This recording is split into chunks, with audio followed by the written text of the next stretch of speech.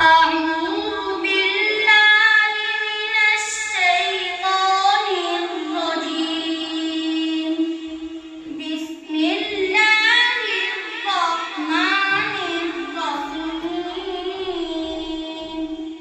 وإذ قال إبراهيم رب اجعل هذا البلد آمنا واجنبني وبني أن نعبد الأصنام. رب إنهن أضللن كثيرا من الناس فمن تبعني فإنه مني ومن عصاني فإنك غفور رحيم. ربنا إني أسكنت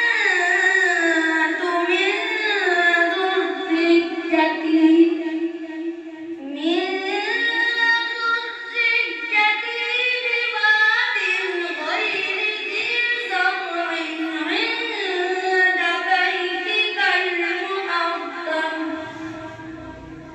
ربنا ليقيموا الصلاة فاجعل أفئدة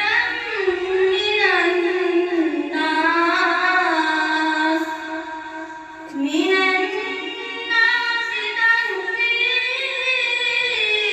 إليهم وارزقهم من الثمرات لعلهم يشكرون. ربنا